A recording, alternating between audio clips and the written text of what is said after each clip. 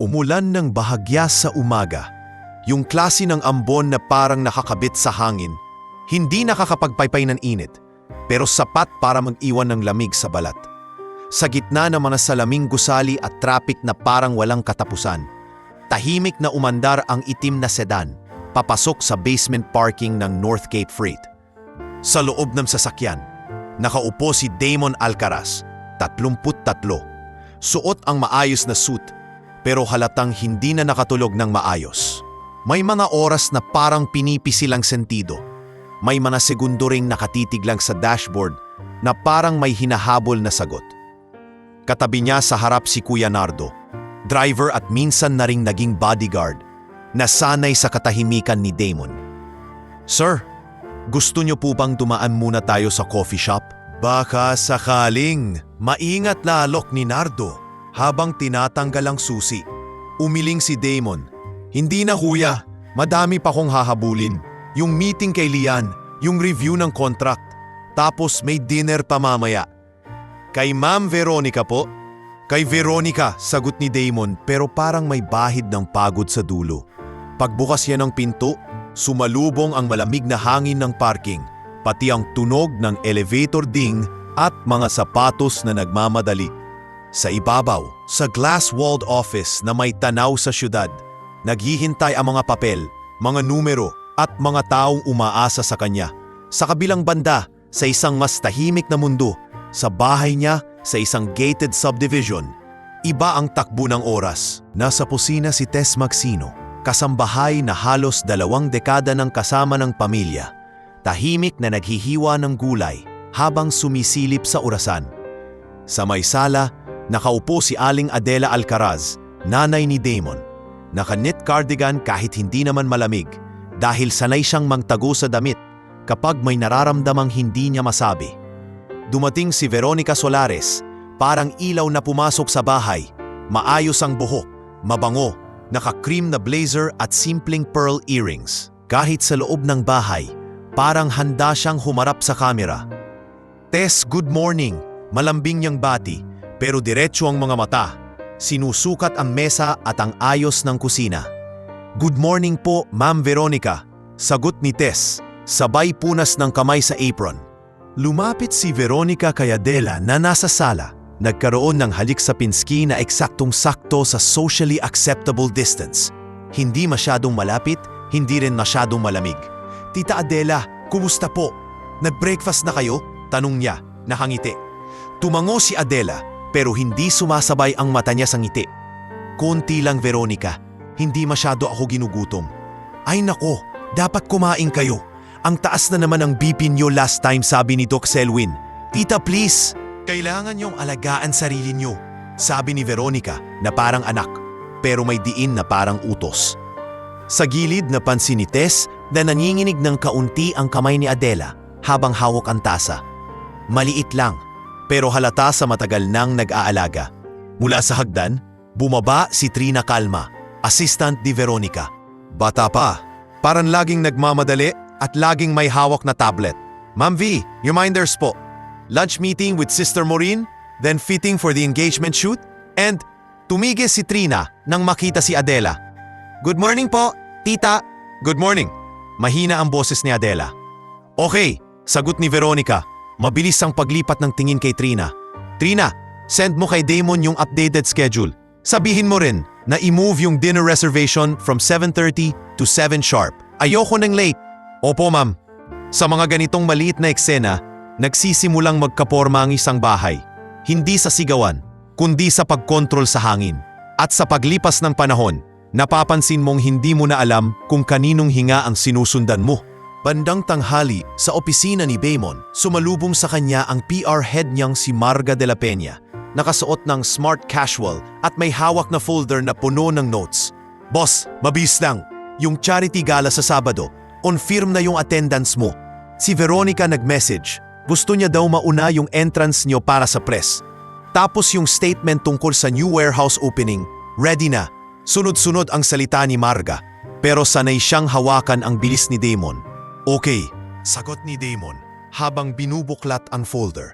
"Marga, ano ulit yung sinabi ni Veronica tungkol sa gala? Mauna kami?" "Oo," sabi niya, Kailangan power couple yung framing. Good for brand, sagot ni Marga. Tapos biglang humina ang boses. Boss, okay ka lang ba? Parang ang bigat mo lately. Napatingin si Damon sa bintana. Sa labas, parang nakapila ang mundo. Mga taong tumatakbo, mga sasakyang nagmamadali, mga billboard na nag-aalok ng pangarap. Pagod lang, sagot niya. Madami lang, pero okay. Kailangan lang tapusin. Alam ko, sabi ni Marga, pero wag mong kalimutan, tao ka rin. Hindi sumagot si Damon. Sa halip bumalik siya sa mga numero. Sa hapon, dumating si Attorney Ivar Santos sa opisina. Dala ang ilang papeles para sa isang bagong partnership. Halos sabay silang pumasok sa meeting room ni Damon. Damon, quick review lang ng clauses. May ilang provisions dito na kailangan mong bantayan. Sabi ni Ivar, diretso, walang paligoy. Okay, sagot ni Damon. Pero kailangan ko ring umuwi on time. May dinner kami ni Veronica. Mumiti si Ivar na parang neutral. I see. By the way, si Veronica ba yung nag-forward ng revised terms last night? Yeah. Bakit? Sumandig si Ivar. Wala naman. Just make sure ikaw mismo ang final signatory. Alam mo naman, kapag may third party na masyadong involved, nagiging komplikado. Tumawa ng mahina si Damon pero walang saya. Fiancé ko siya, Ivar. Oo, sagot ni Ivar. At dahil fiancé mo siya, mas lalo kang dapat mag-ingat. Hindi lahat ng gusto ng tao para sa'yo, para talaga sa'yo. Napatigil si Damon, parang may tumama sa dibdib, pero hindi pa niya alam kung anong klase. Pagdating ng gabi, umuwi si Damon sa bahay nila. Sa gate, sumalubong si Kagawad Jinky Paredes, kapitbahay na madalas naglalakad sa labas, parang laging may nakikitang hindi dapat. Sir Damon, kumaway ito. Ay, buti dumaan kayo. Kumusta na si Aling Adela? Okay lang po Kagawad, sagot ni Damon polite pero halatang nagmamadali. Lumapit si Jinky, nagbaba ng boses. Sir, wala akong masamang intensyon ha, pero minsan naririnig ko parang may sigawan sa loob. Hindi ko alam kung normal lang yon. Napakunot noo si Damon. Sigawan? Hindi ko sinasabi na may masama ha, baka stress lang. Pero magandang sigurong i-check nyo rin. Nanay nyo yun, sabi ni Jinky, sabay atras. Parang natakot na baka sumobra siya. Tumingin si Damon sa bahay. Ang mga ilaw ay warm, maganda tingnan mula sa labas. Parang perfect family photo. Pero sa dibdib niya, biglang may maliit na pako na tumusok. Pagpasok niya, bumunad si Veronica sa sala. Nakabihis na parang gali event, kahit dinner lang. Nakaayos ang mesa. Nakasmile siya, sakto sa larawan. Hi love, sabi ni Veronica. Lumapit at hinalikan siya sa pisngi. You're late ng 8 minutes. Traffic, sagot ni Damon, pilit ngiti. Nasaan si Mama? Nasa kwarto. Nagpahinga, sagot ni Veronica. I told her to rest kasi kanina pa siya reklamador. Alam mo naman, mood swings. Parang may lamig na dumaan sa likod ni Damon. Reklamador? Damon please, wag mo nang palakihin. Mabilis na sagot ni Veronica. Tumawa ng kaunti. Dinner muna. We have a schedule.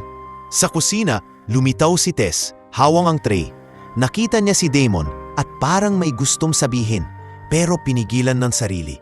Kumapit na lang siya sa tray na parang doon siya humihinga. Sir, mahina ang tawag ni Tess, halos pabulong. Anong meron Tess? Tanong ni Damon. Lumapit ng kaunti. Napatingin si Tess kay Veronica na nasa sala, nakangiti pero matalim ang mata. Bumalik ang tingin ni Tess kay Damon. May takot, may awa, may babala na hindi pa kayang buuin ng salita. Wala po, sir, sagot niya sa huli. Tumango si Damon, pero hindi na nawala ang bigat. Habang umuupo sila sa mesa at nagsimula ang dinner na parang normal, ramdam ni Damon na may dalawang mundo sa loob ng bahay. Yung mundo na nakikita ng bisita at yung mundo na nararamdaman ng isang anak kapag may mali sa katahimikan. At sa gabing iyon, bago siya matulog, tumunog ang cellphone niya. Isang text mula sa unknown number. Sir, ingat po kayo sa loob ng bahay. May ginagawa si Ma'am B na hindi nyo magugustuhan. Hindi agad nakatulog si Damon. Hindi dahil sa trabaho, sanay na siyang pigain ng deadlines at numbers, kundi dahil sa iisang text na paulit-ulit bumabalik sa isip niya. Isang linya lang, pero para siyang sinampal ng katotohanan na matagal niyang iniwasan. May nangyayari sa loob ng bahay niya habang wala siya. Bandang 3:00 ng madaling araw. Bumangon siya ng dahan-dahan para hindi magising si Veronica. Katabi niya, mahimbing ang tulog ng fiancé. Perfect pa rin ang ayos ng buhok. Parang kahit sa panaginip ay may kamera. Tahimik siyang lumabas ng kwarto. Lumakad sa hallway na may malalambot na ilaw at tumigil sa tapat ng pintuan ng silid ng nanay niya. Kumatok siya ng marahan. "Ma, gising ka ba?" Walang sagot sa una. Naghintay siya. Saka muling kumatok. Mula sa loob, may mahinang kaluskos. Parang pagtayo mula sa kama. "Damon?" Boses ni Adela, mababa at paos. Binuksan ni Damon ang pinto. Sa loob, nakaupo si Adela sa gilid ng kama. Nakasuot ng cardigan na laging suot nito, kahit mainit. Napansin ni Damon agad ang mga mata. Hindi ito yung normal na pagod, kundi yung pagod na parang matagal nang lumulunok ng takot. "Ma, sorry kung ginising kita," maingat na sabi ni Damon. "Hindi lang ako mapakali." Umiling si Adela, pilit ngumiti. "Anong oras na ba? Bakit ising ka pa?" Umupo si Damon sa maliit na upuan sa tabi ng kama. May natanggap akong text, unknown number. Sabi, mag-ingat daw ako sa loob ng bahay. "Ma, may nangyayari ba dito habang wala ako?" Kumapit si Adela sa gilid ng kumot. Parang may gusto siyang itago sa sariling mga daliri. "Anak, pagod ka lang. Huwag mo nang isipin kung ano-ano." "Ma," lumambot ang boses ni Damon pero may bigat. "Hindi ako bata. At ikaw ang nanay ko. Kung may problema, sabihin mo." Sandaling tumahimik si Adela. Tumingin siya sa bintana. Sa labas na madilim at may ilang ilaw lang mula sa street lamps. "Si Veronica? Mabait naman yun sa'yo." Maingat niyang simula. Pero si Damon, sanay sa mga negotiation, alam niya kapag may iniiwasan. "Sa akin, oo. Pero sa'yo?" Nanginig ng bahagya ang labi ni Adela. "Minsan, kapag tayo lang. Minsan lang." "Minsan?" ulit ni Damon. "Kapag may nagagawa akong mali." Sagot ni Adela, pero para siyang nagsisinungaling para protektahan ng iba.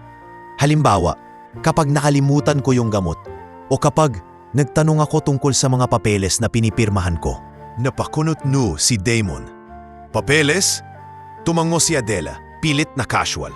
Sabi niya, para raw sa charity mo. Para raw sa foundation na gusto niyong itayo.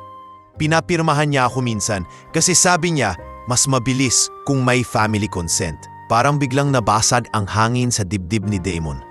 "Ma, bakit ka pumipirma nang hindi mo binabasa?"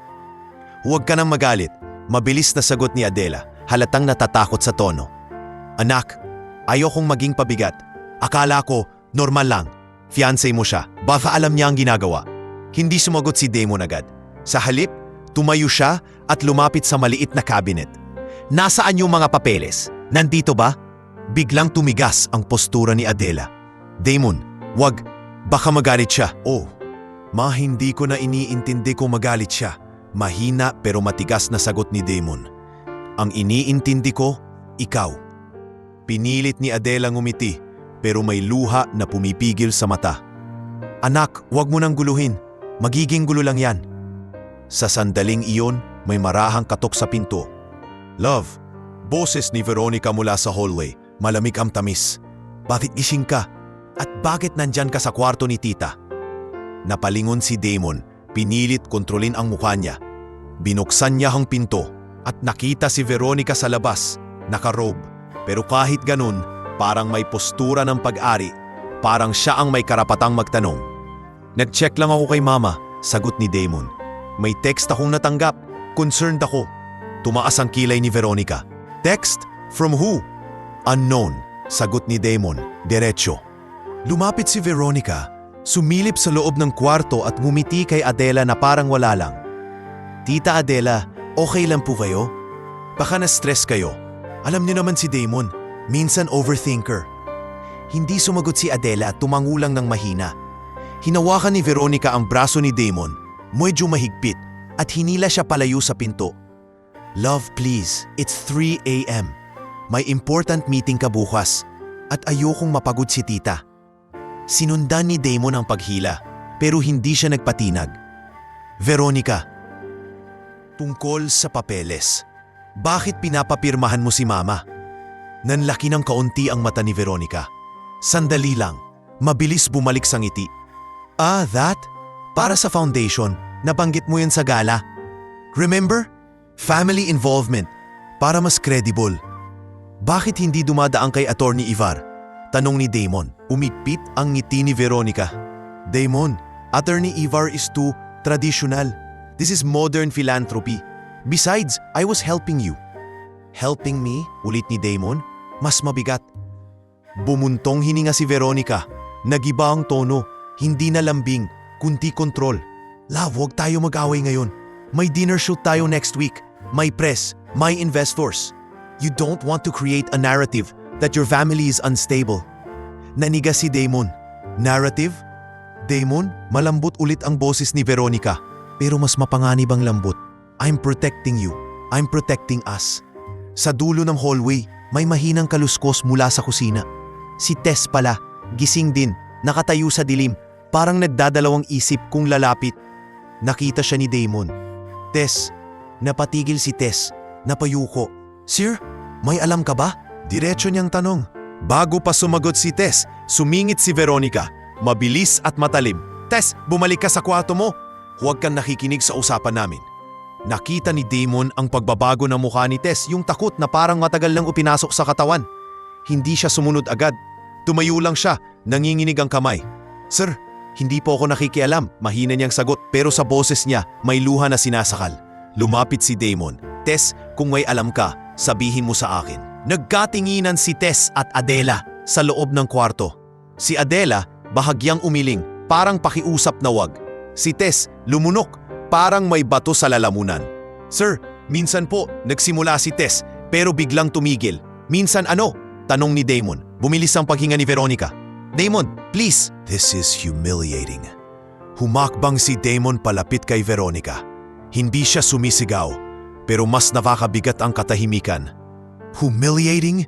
Veronica, kung may nangyayari dito sa bahay ko, sa nanay ko, at tinatago sa akin, hindi yan humiliating, Veronica.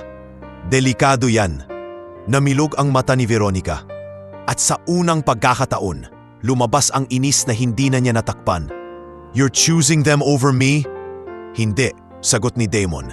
Pinipili ko ang totoo. Nang maramdaman ni Veronica na hindi siya nananalo sa usapan, mabilis siyang nagpalit ng maskara. Umiyak siya, pero yung klase ng iyak na may kontrol, yung may timing. I can't believe this, Damon. After everything I did for you. Sa loob ng kwarto, narinig ni Damon ang mahinang ubo ni Adela. Nasa gilid na ito ng kama, parang nahihilo. Nagmadali si Damon papasok.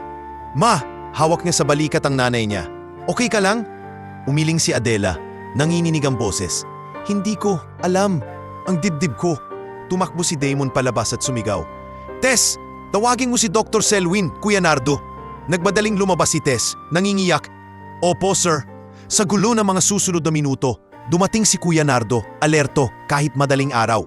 Tinawagan nila si Dr. Selwyn at habang hinihintay, pinaupo ni Damon si Adela ng maayos, pinahinga, inainom ng tubig. Si Veronica, nakatayo sa pintuan, hindi lumalapit, parang ayaw madungisan ng sarili ng eksenang hindi niya kontrolado. Ngunit sa ilalim ng mga ilaw ng hallway, nakita ni Damon ang isang bagay. Hindi siya takot para kay Adela. Takot siya para sa sarili niyang posisyon. Pagdating ni Dr. Selwyn, mabilis niyang sinuri si Adela. Stress-induced, sabi niya kay Damon sa gilid. Damon, kailangan ng pahinga ng nanay mo. At I'm being honest, hindi maganda yung environment kapag may tension dito. Sumikip ang panga ni Damon. Dok, may napapansin ka ba? Like sedation? Something? Nagulat si Dr. Selwyn pero hindi umiwas. Wala akong proof na yun. Pero kung may hinala ka, dalhin mo siya sa klinik bukas. We can run tests. Sa kabilang dulo, narinig ni Damon si Veronica na nagsasalita sa phone. Pabulong pero mabilis. Gio, listen. Something's happening. Damon's asking questions. Doon nagsimulang buuin ni Damon ang picture. Hindi pa kumpleto pero sapat para tumayo ang balahibo niya. Si Veronica, hindi lang fiancé. Isa siyang taong may agenda. At si Adela, kahit tahimik, may dinadalang ebidensiya na unti-unting lumilitaw sa bawat pirma, bawat takot, bawat mabait naman siya sa'yo. Bago sumikat ang araw, nagpasya si Damon ng isang bagay na hindi niya pa sinasabi kahit kanino. Hindi na siya magiging bulag sa loob ng sarili niyang bahay. At sa oras na makakuha siya ng katotohanan, kahit masakit, hindi na siya aatras. Pagkatapos ng gabing halos hindi huminga ang bahay sa tensyon, nag-iba ang pakiramdam ni Damon sa bawat sulok. Para bang may mga pader na dati pamilyar, ngayon may mga lihim na nakakapit. Hindi niya sinabi kay Veronica na narinig niya ang tawag nito kay Gio. Hindi rin niya kinompronta agad si Gio. Sa halip, ginamit niya ang isang bagay na matagal niyang inaalagaan sa negosyo. Timing. Kinabukasan, maaga siyang pumasok sa opisina pero hindi siya nagpakita ng pagod. Sa conference room, nakaayos na ang agenda. Nandoon na si CFO Liane Torrio. Seryoso ang muka at hawak ang laptop. Si Marga de la Peña na may notepad at 2 phone. At si Attorney Ivar Santos na parang laging may nakatagong alarma sa ilalim ng kalmadong boses. "Good morning," sabi ni Damon. Umupo sa dulo ng mesa. "Simulan natin." Nagpalitan ng tingin sina Liane at Marga. Napansin nilang mas tahimik si Damon kaysa dati. Pero mas mabigat ang presensya. "Boss," bungad ni Liane, "diretsong-diretso. May gusto lang akong i-flag bago tayo pumunta sa contract review. May mga invoice kasi na dumaan sa procurement nitong nakaraang 2 linggo." "Anong issue?" tanong ni Damon. Hindi inaalis ang tingin. "Routing," sagot ni Lian. Pinakita ang spreadsheet. May vendor na biglang lumitaw. SolarX Consulting. Hindi siya dumaan sa normal approval flow. At ang sign-off galing sa admin email. Napakunot noo si Damon. "Admin email? Kanino?" Sumingit si Marga, mahina ang boses. "Boss, yung admin email na yan, minsan ginagamit ni Ma'am Veronica pag nagfo-forward siya ng schedule updates. Sabi niya, mas mabilis daw." Parang may malamig na tubig na binuhos sa batok ni Damon, pero hindi siya nag-react. "Magkano ang total?" "Malaki," sagot ni Lian. Tumingin kay Damon na parang humihingi ng pahintulot maging brutal. Hindi pa siya alarming kung titingnan sa kabuuan, pero pattern siya. At may isa pang weird, yung beneficiary account may link sa isang GS. Hindi na kailangan hulaan ni Damon. Gio Solares. Tahimik ang room. Si Attorney Ivar, dahan-dahang huminga. "Damon, I warned you. Hindi ito tungkol sa relasyon. Corporate risk to." Tumango si Damon, kontrolado. "I need facts. Lian, i-freeze mo muna yung vendor payments na yan. Quietly. Marga, walang lalabas na PR issue. Ivar, i-review mo lahat ng documents na lumaan sa admin email, lalo na yung may pirma ni Mama." Nagkatinginan sila. Dito nila naramdaman. Hindi na to simpleng pagod ng boss nila. May personal na dahilan. At kapag personal si Damon, mas delikado siya. Pagkatapos ng meeting, lumabas si Damon sa hallway at tumawag kay Kuya Nardo. "Kuya, bantayan mo si Mama. Hindi ko gusto na mag-isa siya kay Veronica." "Opo, sir," sagot ni Nardo, seryoso. "Kahit anong mangyari, kahit anong mangyari." Pagdating ng tanghali, dumaan si Damon sa isang clinic na hindi kilala ng social circle nila. Hindi yung usual na high-end hospital na maraming nakakakita. Dinala niya roon si Adela kasama si Tess. Si Dr. Selwyn sumunod din para masigurong tama ang proseso. Sa loob ng consultation room, nakaupo si Adela, hawak ang kamay ni Tess. Nanginginig pa rin ang daliri niya, pero mas alerto siya ngayon. Parang may konting tapang na sumisili dahil andyan ang anak niya. "Ma," sabi ni Damon. Lumuhod sa harap niya para pantay ang tingin. "Gusto ko lang malaman kung may inilalagay pa sa gamot mo na hindi mo alam." Napapikit si Adela, tumulo ang luha. "Ayokong manira ng tao, anak. Hindi ito paninira kung totoo," sagot ni Damon mahina. "Totoo ba?" Huminga ng malalim si Adela. "Minsan, may iniinom akong vitamins na binibigay ni Veronica. Sabi niya, pampakalma. Kapag daw nag-aalala ako, para makatulog." Si Tess, suminghot, hindi na napigilan. "Sir, ilang beses ko na po nakita yon. Yung maliit na lalagyan. Tinago niya sa cabinet sa may laundry." Tumayo si Damon. Biglang tumalim ang mata. "Anong label?" "Wala po," sagot ni Tess. "Plain lang. Nagpalitan ng tingin si Dr. Selwyn at yung clinic doctor. "We'll run a toxicology screen," sabi ng doktor. "It might take time, but we'll see traces if there's something."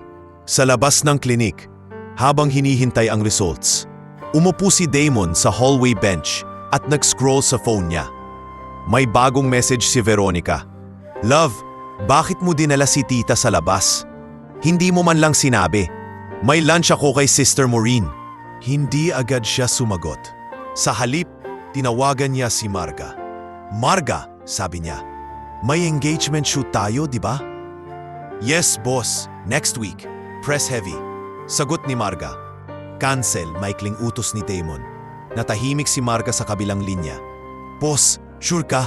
Veronica will..." "Cancel," ulit ni Damon. Mas mabigat. "Sabihin mo, may family emergency. End of discussion." "Oh, okay." Pag uwi nila, iba ang ambience ng bahay.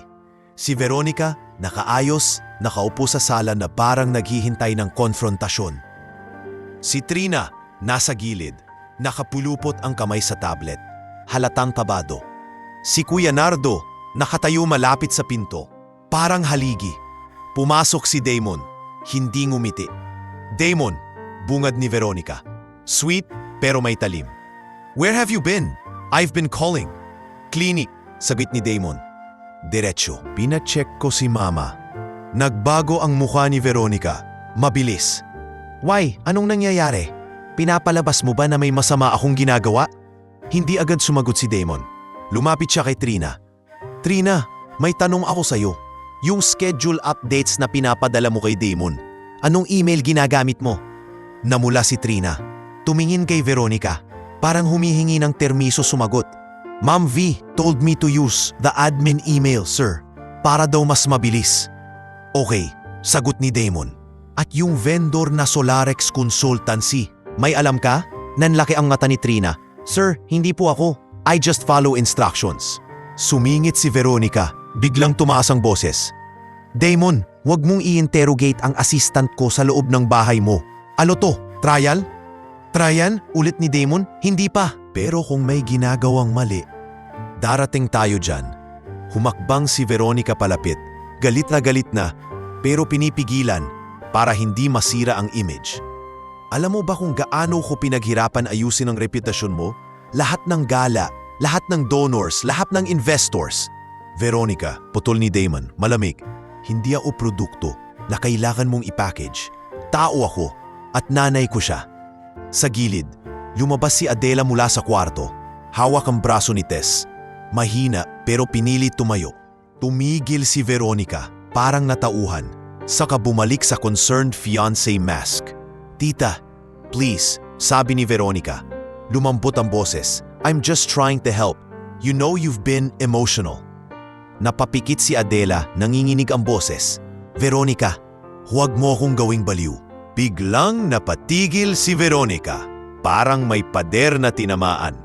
Sa unang beses, nagsalita si Adela ng hindi nagpapakumbaba. At si Damon, nakita niya ang bitak sa maskara ni Veronica. Yung sandaling hindi nito alam kung anong script ang gagamitin. Sa loob ng ilang segundo, walang nagsalita. Hanggang sa tumunog ang phone ni Veronica. Caller name Gio. Piningnan ni Damon ang screen. Tiningnan si Veronica.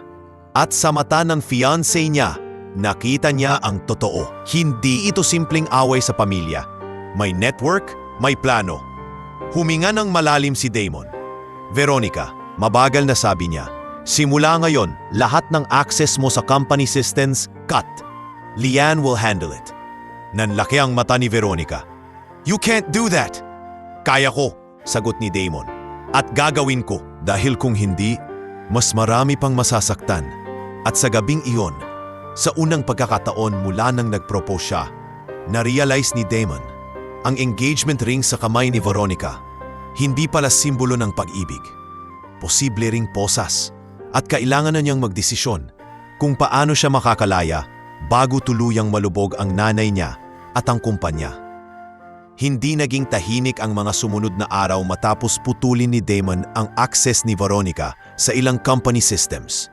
Hindi man sila nagsisigawan sa harap ng ibang tao, Ramdam sa bahay ang bigat. Parang may manipis na baso sa pagitan nila na pwedeng mabasag kahit sa simpleng tanong lang. Sa umaga, umalis si Damon ng maaga para sa trabaho. Hindi niya sinabi kung anong oras siya uuwi. Hindi rin niya sinabi kay Veronica na may mga tahimik siyang ginagawang hakbang, mga tawag, mga request, mga instruction na hindi nakasulat sa kahit anong shared calendar. Kay Kuya Nardo lang siya nagbilin ng malinaw. Bantayan si Mama. Kung may kakaiba, tawagan mo agad ako. Pero sa araw na yon, may nangyari sa opisina na nagpatibok ng kaba sa dibdib ni Damon. Pinawagan siya ni CFO Lian, boses na mas mababa kaysa dati. Boss, quick lang, may movement sa trust-related documents. Sabi ni Lian, may attempt na mag-file ng request for verification ng signatures. Hindi pa successful, pero may nag-uusisa. And may nakitang draft na kailangan daw ng confirming signature ng family member. Humigpit ang hawak ni Damon sa phone. Kanino galing yung request? Umpong limari. Hindi pa namin mapinpoint pero may trace sa isang external email na ginamit dati sa admin forwarding. Sagot ni Lian. Boss, ingat. Kapag nakuha nila yung confirming signature, pwedeng gamitin yon para magmukhang voluntary yung transfer. Napapikit si Damon. Parang biglang umikot ang lahat ng sinabi ni Mama tungkol sa mga papeles. Parang biglang naging malinaw ang dahilan kung bakit nag-iiba ang timpla ni Veronica kapag napag-uusapan ang family consent. Okay, mahinang sagot ni Damon. I'm coming home. Boss, may meeting ka pa. Cancel, putol niya. I'll handle this. Hindi siya nagpaalam sa kung sino-sino. Kinuha niya lang ang susi, lumabas sa building at sumakay sa kotse. Sa biyahe, hindi siya nagsalita. Si Kuya Nardo ang nagmamaneho, pero halatang alerto. Sa isang banda, napansin ni Damon na ang kamay niya mismo ay nanginginig sa tuhod niya. Hindi sa takot para sa sarili, kundi sa takot na baka huli na siya. Pagdating sa gate ng bahay, hindi siya nagpahinto ng matagal. Tahimik silang pumasok. Nakita niya si Kagawad Jinky sa malayo na nagdidilig ng halaman. Pero hindi na siya kumaway. Hindi siya tumingin sa paligid. Diretso siya sa pintuan. Kakaiba ang katahimikan sa loob. Walang tunog ng TV. Walang kalansing ng pinggan. Parang sinadya ang pagpatay ng ingay para walang marinig. Kuya, bulong ni Damon. Stay behind me. Tumango si Nardo, handang kumilos. Pagbukas ni Damon ng pinto, sumalubong ang amoy ng polish at air freshener. Yung amoy ng bahay na laging gustong magbukang perpekto. Pero sa likod ng amoy na yon, may isa pang bagay na naramdaman niya. Isang mahinang tunog, parang pag-ungol na pinipigilan. Napahinto si Damon. Tumingin siya sa hallway. Ma, tawag niya. Hindi mataas ang boses, pero sapat para mag-echo. Walang sumagot. Lalong lumakas ang tunog, muffled, galing sa sala. Lumakad siya ng dahan-dahan, halos hindi humihinga. Pagdating sa pintuan ng sala, nakita niya ang eksenang hindi niya kailanmang inasahan sa sarili niyang bahay. Nasa gitna ng sala si Aling Adela. Nakaupo sa isang matibay na upuan, nanginginig ang balikat. May tali sa pulso, hindi sobrang higpit para sugatan agad, pero sapat para hindi siya makawala. Sa bibig niya, may panyo na nakasuksok at may luha sa pisngi. Sa harap niya, nakatayo si Veronica, nakayuko, hawak ang dulo ng tali at sa kabilang kamay ay may folder na may papeles. Pirma lang tita, malamig ang boses ni Veronica. Hindi na sweet, hindi na caring. Pirma tapos na. Umingit ang pinto ng bahagya sa pagpasok ni Damon. Napalingon si Veronica at sa isang iglap nakita ni Damon ang tunay na mukha niya. Bago pa niya maisuot ang maskara. Gulat na gulat, pero may galit na parang nahuri sa gitna ng plano. Damon, napabula na si Veronica. Mabilis na tinakpan ang folder sa dibdib. Nanigas si Damon. Para siyang pinako. Tanging narinig niya ay yung puwersahang paghinga ng nanay niya. Anong ginagawa mo? Boses niya, mababa, pero nanginginig sa pagpipigil. Nagpupumiglas si Adela sa upuan, umiiling, nangingilit ang luha. Pilit niyang sinasabi ang pangalan ni Damon sa likod ng panyo, pero puro tunog lang ang lumalabas. Mabilis na gumalaw si Veronica, Parang rehearsal na sa utak niya ang script. Love, wait, listen, nagwawala siya. She tried to hit me. I was just... Tumigil ka, putol ni Damon. At sa unang pagkakataon tumaas ng kaunti ang boses niya. Tigilan mo yung kasinungalingan. Humakbang siya palapit, pero biglang nagtaas si Veronica ng kamay na parang babala. Damon, don't come near, she's unstable. Unstable? Ulit ni Damon, halos mapatawa sa sakit. Nanay ko yan. Sa likod niya, pumasok si Kuya Nardo. Mabilis ang mata at nang makita ang tali, nagbago ang anyo. Sir, Kuya, alisin mo. Utos ni Damon, nanginginig ang panga. Sumugod si Nardo, pero humarang si Veronica. Hawak ang folder na parang sandata. No, don't touch her. She needs to calm down. This is for her own good. Para sa sarili niyang mabuti, boses ni Damon mas lalong tumalim. Tinatali mo siya sa upuan at pinipilit pirmahan ng papeles? Namutla si Veronica. It's not what you think. Kung hindi yan ang iniisip ko, ano yan? Tanong ni Damon, sabay turo sa tali, sa panyo, sa luha ng nanay niya. Sa sandaling yon, umukas ang pinto ng kusina at lumabas si Tess, pulang-pula ang mata, halatang umiiyak na kanina pa. Parang gusto niyang sumugod pero takot siyang gumalaw. Sir, nanginginig na tawag ni Tess. Pinapirma po niya si Ma'am. Pinipilit. Shut up! Sigaw ni Veronica kay Tess. Biglang lumabas ang tunay na ugali. Wala kang karapatang magsalita. Napabaling si Damon kay Veronica. Mata sa mata. Wala siyang karapatang magsalita? Sa bahay ko? Mabilis na lumuhod si Nardo sa tabi ni Adela at sinimulang kalagin ang tali.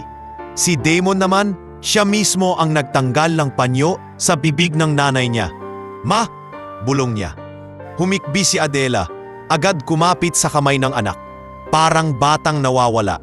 Anak, pinipirma niya ako. Pinipilit niya. Sabi niya kung hindi ako pipirma, may mangyayari sa'yo, sa kumpanya mo.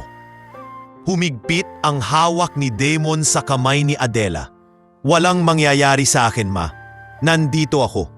Sa likod nila, si Veronica ay biglang nag-iba ulit ng tono.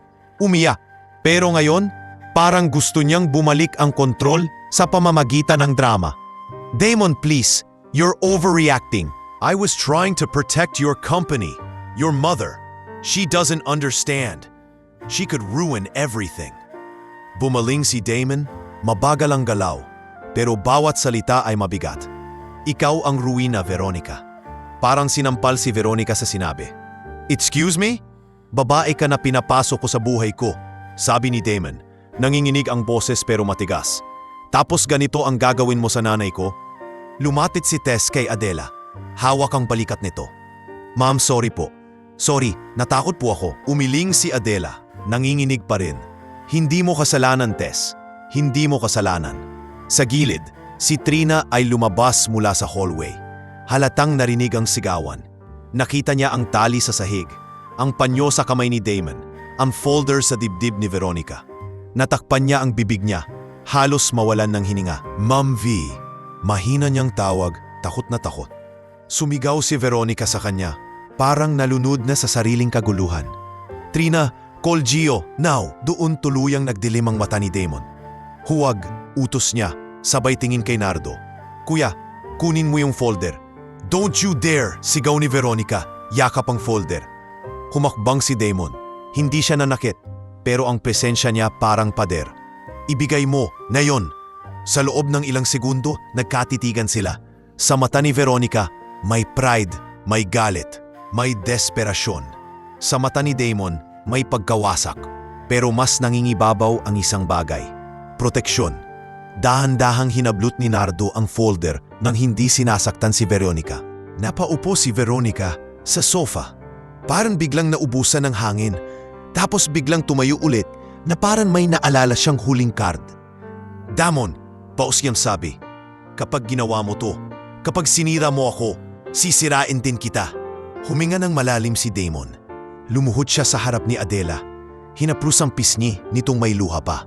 Ma, mag-empake tayo. Dadalhin kita sa lugar na ligtas.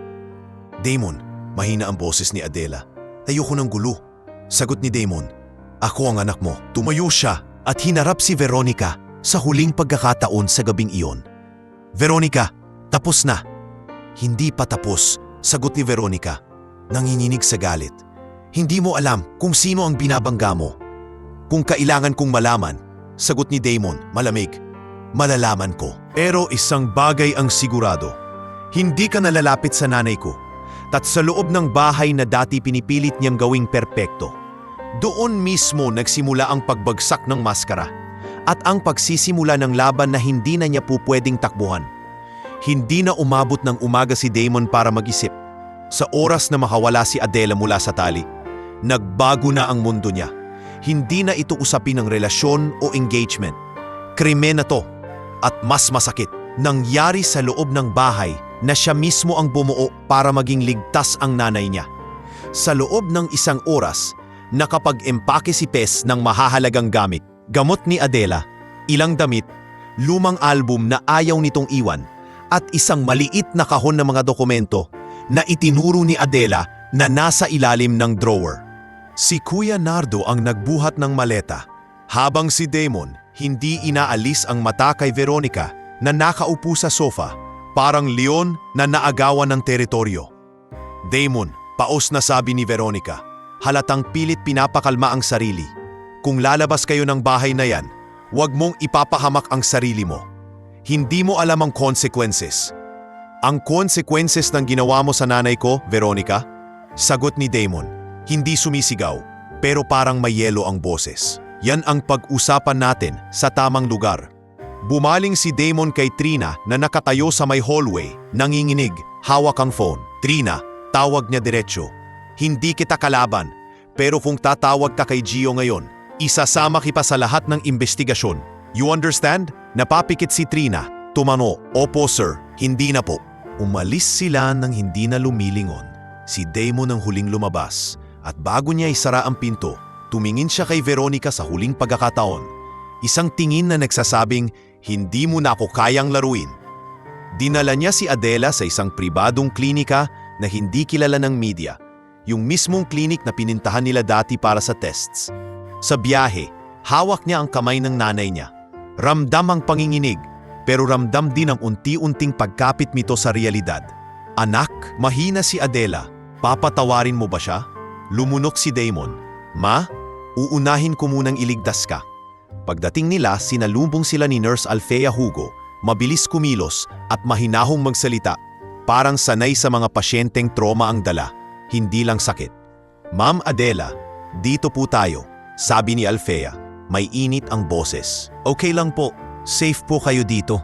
Sumunod si Adela, pero bago pumasok sa exam room, napahinto siya at tumingin kay Damon. Huwag mo akong iwan. Hindi siya sanay marinig yon. Ang nanay niyang matatag, ngayon parang batang natakot sa dilim. Lumapit si Damon at hinaplos ang noo niya. Hindi kita iiwan. Sa loob ng klinik, dumating si Dr. Selwyn Cruz. Dala ang request forms at seryosong muka. Damon, we'll do the talk screen and full blood work. I also want imaging and cardiac monitoring. She's under severe stress. Tumamo si Damon.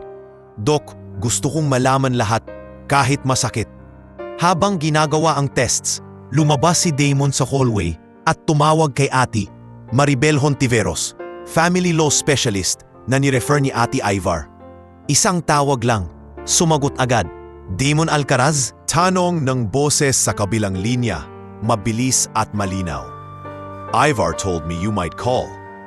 Oo, sagot ni Damon. May nangyari. Tinangka niyang pilitin pirmahan si Mama. Tinali pa siya. I want protection. Legal protection. Na yun. Okay, sagot ni Maribel na parang may checklist na agad sa isip. Una, safe ba kayo? Nasaan si Adela? Clinic. Good. Second, kailangan natin ng affidavit, medical report, at kung may evidence, photos, documents, anything.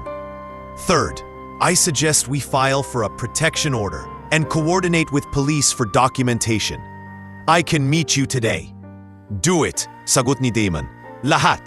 Pagkababa niya ng tawag, tinawagan niya si Ate Ivar. Ivar, kailangan ko ng corporate audit. Lian found vendor payments. Gusto kong itrace lahat ng connected kay Veronica at Gio. Today. Oh, minga si Ivar sa kabilang linya. Damon, this will get ugly. Mas pangit yung nangyari sa nanay ko, sagot ni Damon. Now move. Sa opisina, habang wala si Damon, si CFO Lian at si Marga ay nag-operate na parang may sunog.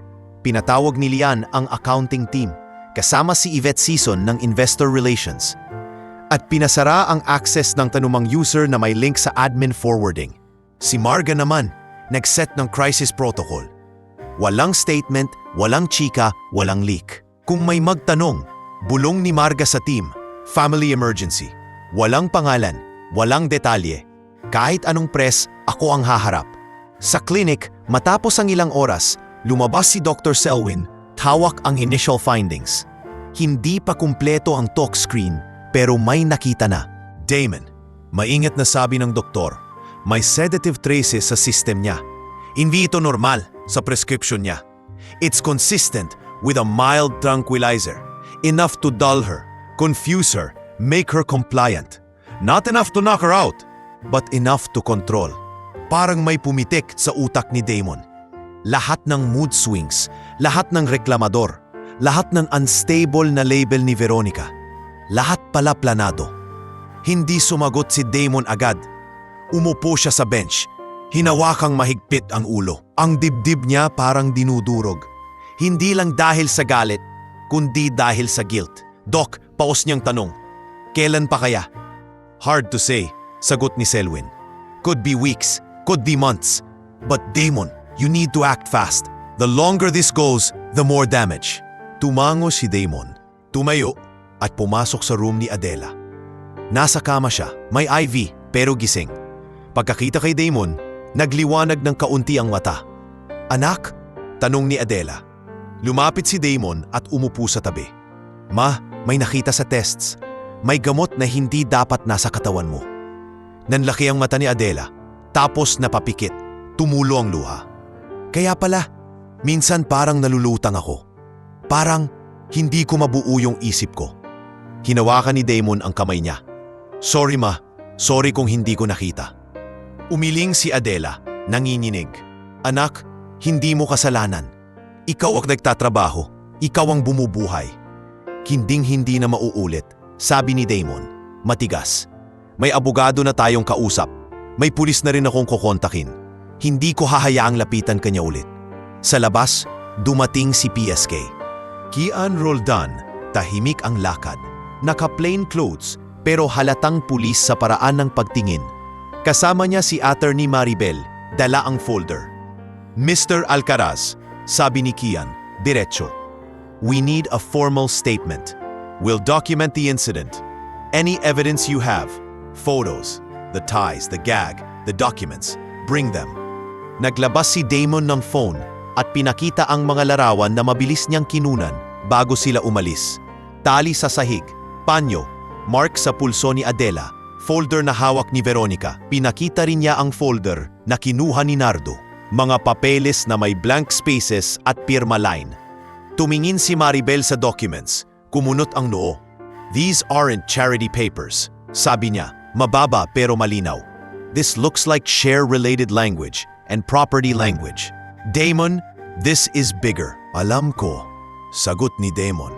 At mas lalo akong hindi titigil. Pagbalik ni Damon sa hallway, tumunog ang phone niya.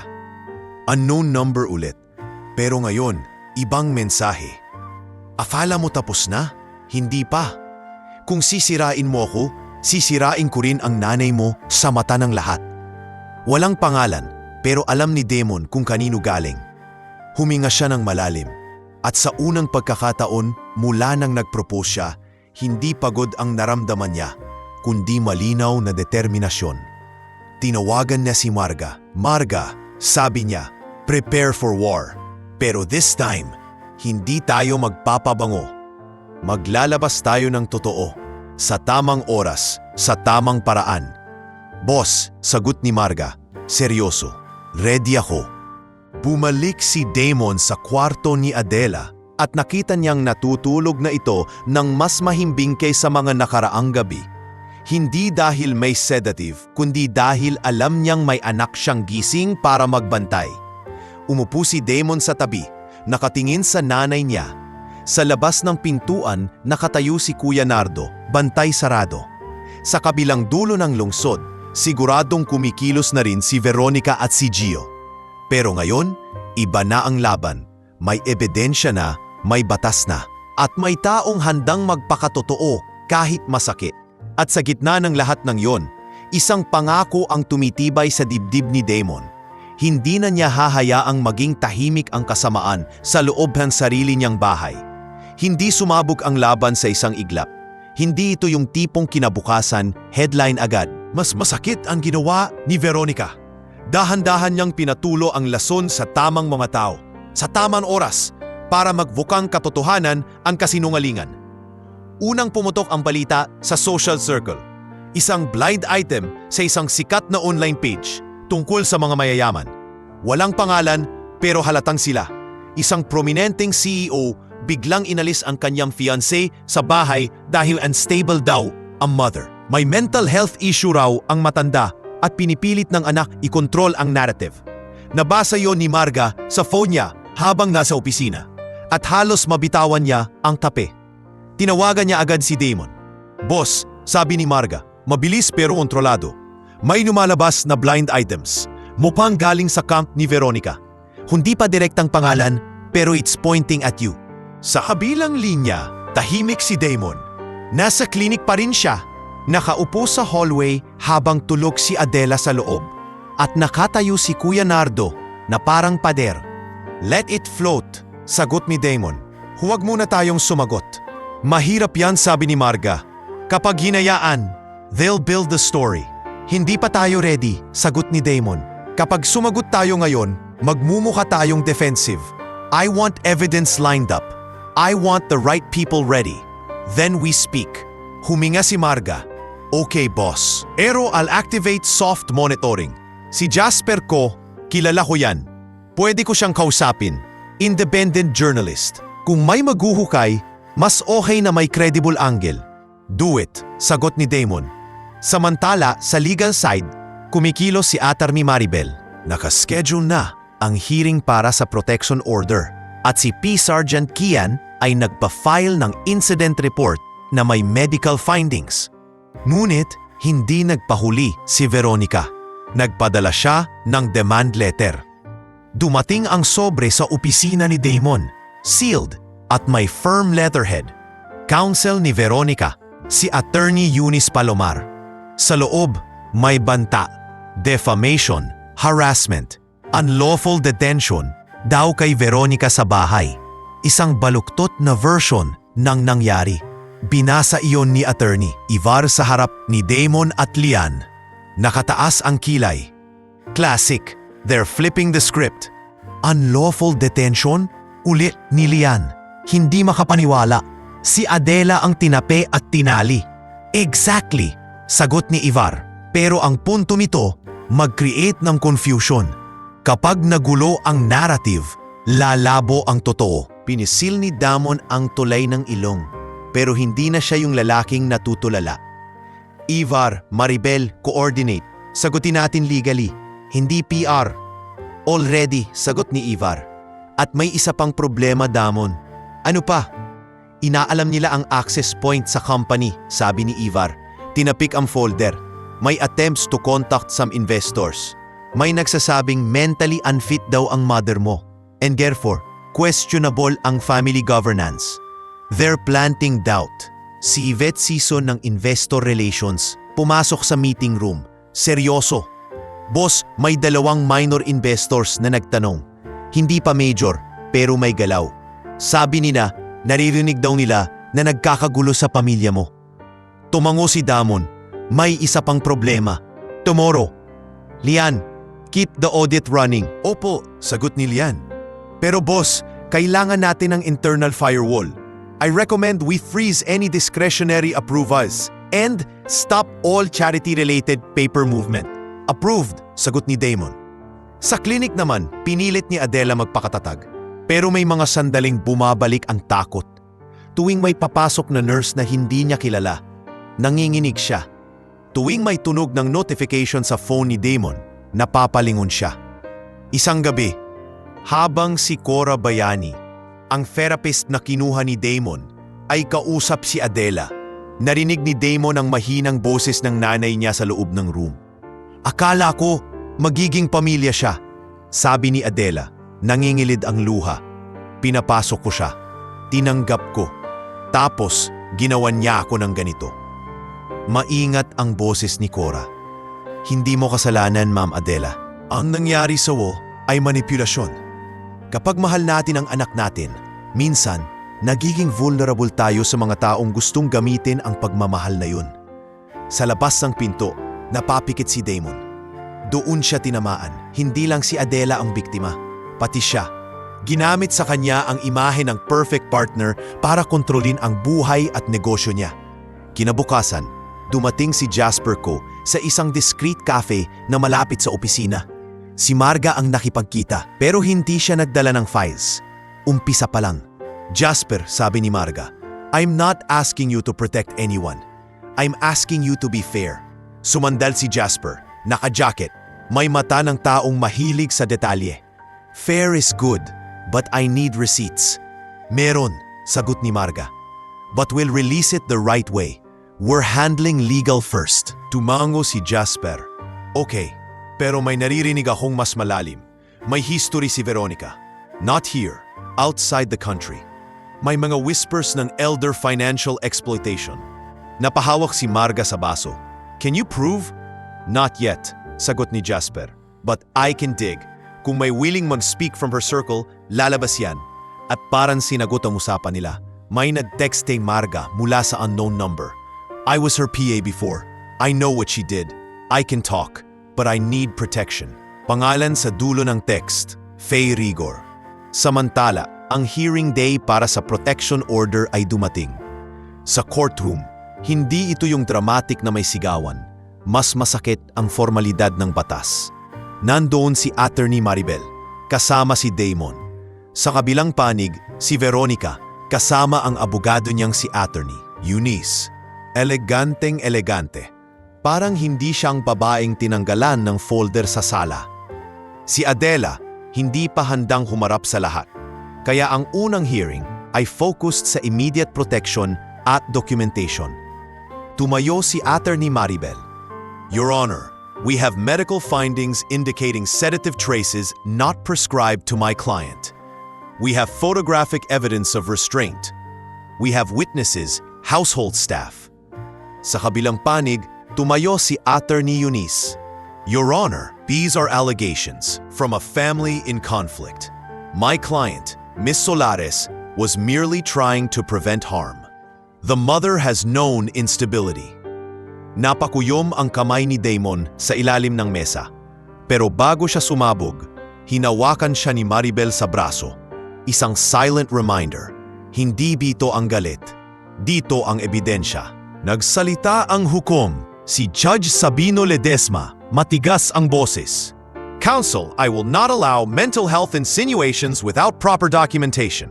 Provide evidence or withdraw. Nanigas si Ate Eunice, napatingin kay Veronica. At doon unang sumilip ang takot sa mata ni Veronica. Hindi takot kay Damon, kundi takot sa sistemang hindi niya kayang ikontrol. Pagkatapos ng hearing, sa hallway ng courthouse, biglang lumapit si Veronica kay Damon. Walang kamera, walang press, walang audience. Tanging dalawang tao na dating magkakampi. Damon, sabi niya, mababa ang boses. Huwag mo akong itulak sa sulok. Tumingin si Damon sa kanya, pagod pero matigas. Hindi ikaw ang nasa sulok, Veronica. Nanay ko. Humigpit ang panga ni Veronica. Kapag pinarabas mo to sa public, I will destroy you. I will make them believe your mother is unfit. I will make them question your leadership.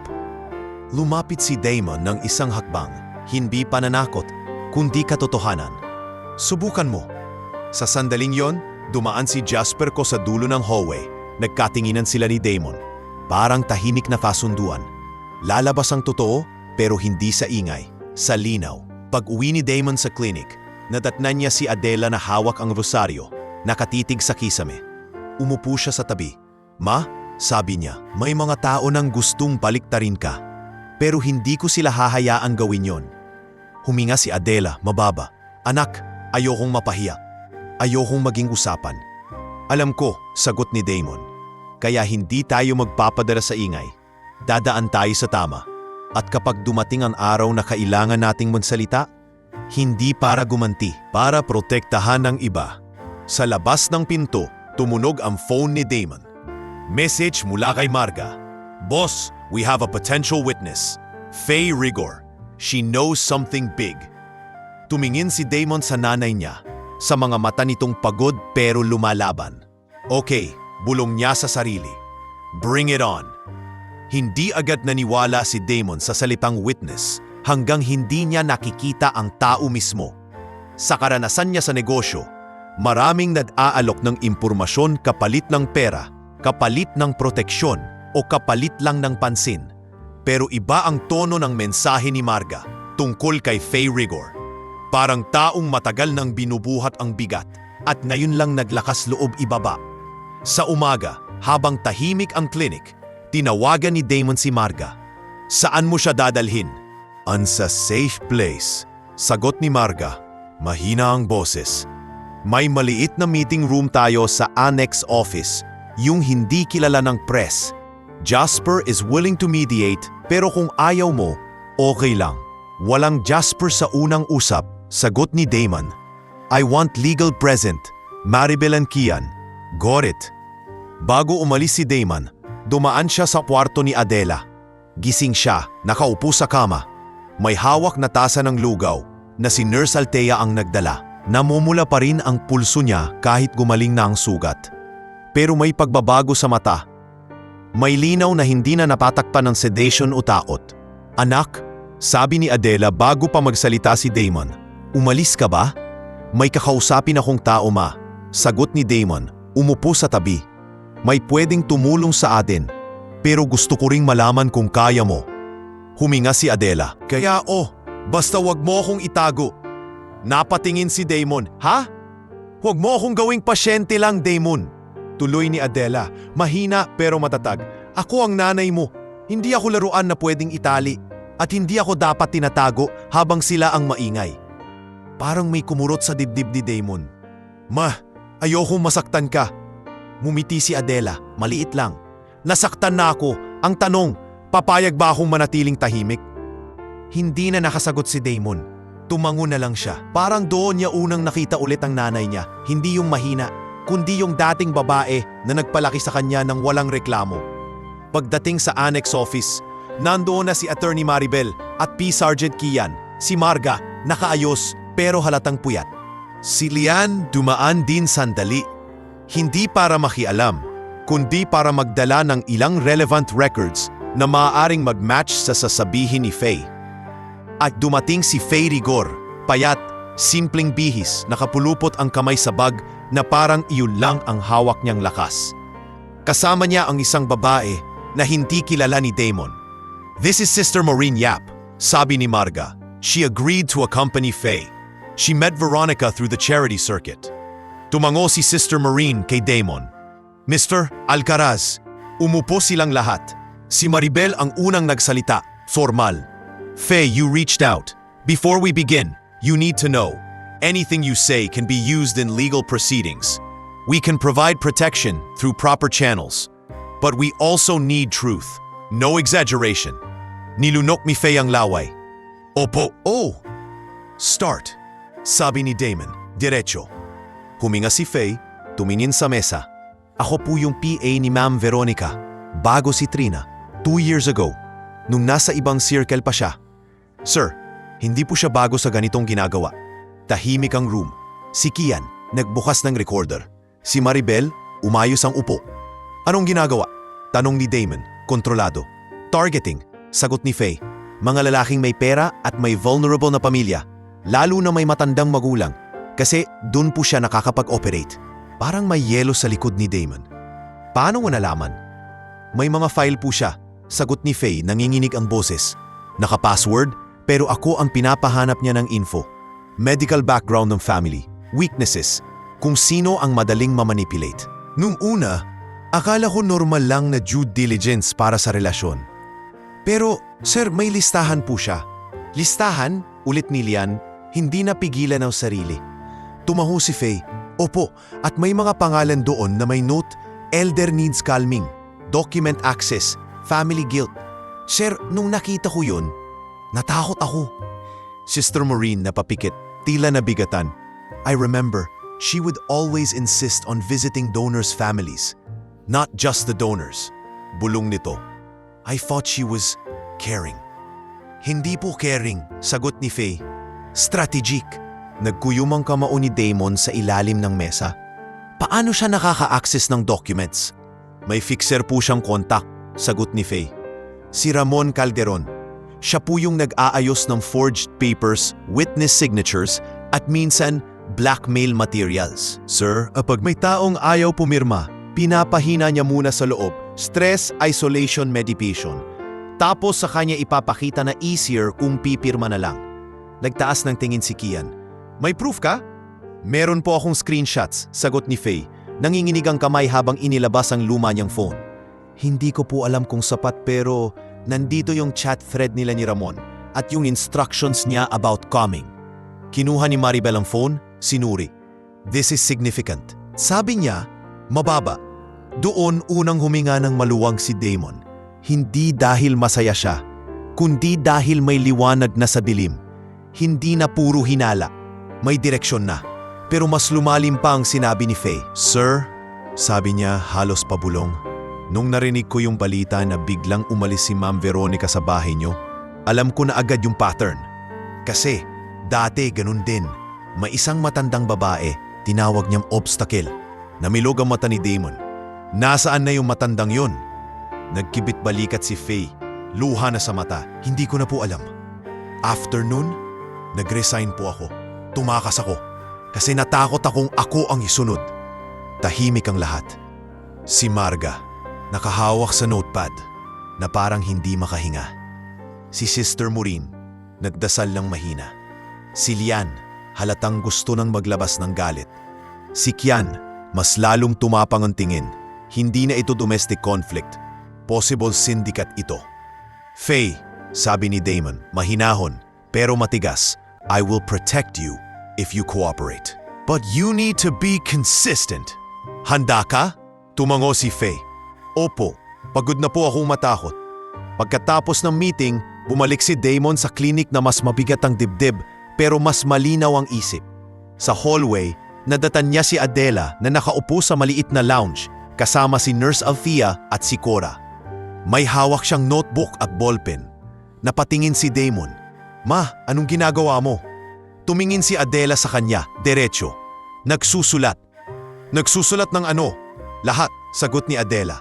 Dates, oras, yung mga araw na pinainom niya ako, yung mga papeles na pinapirmahan niya, yung mga salitang sinabi niya sa akin kapag tayo lang. Anak, ayokong umasa lang sa memorya ko. Gusto kong may record. Parang may init na umakyat sa mata ni Damon. Ma, humawak si Adela sa kamay niya. Hindi ako biktima lang, Damon. Biktima ako, oo, pero hindi ako mananatili doon. At kung aatake siya sa reputasyon ko, sasagutin ko siya, hindi sa ingay, sa katotohanan. Sa gabing iyon, dumating si Engineer Paulo Ilanan sa klinik para magbigay ng update tungkol sa security upgrades. Mr. Alcaraz, we can install a safe house system, new cameras, new access protocols, at proceed, sagot ni Damon, lahat. Habang nag-uusap sila, sumulpot sa phone ni Damon ang isang notification. May bagong post na naman online. Mas diretso na. Sources say the CEO's mother is mentally unstable and being manipulated by the staff. Napatingin si Damon kay Adela, na patuloy lang sa pansusulat. Kalmado.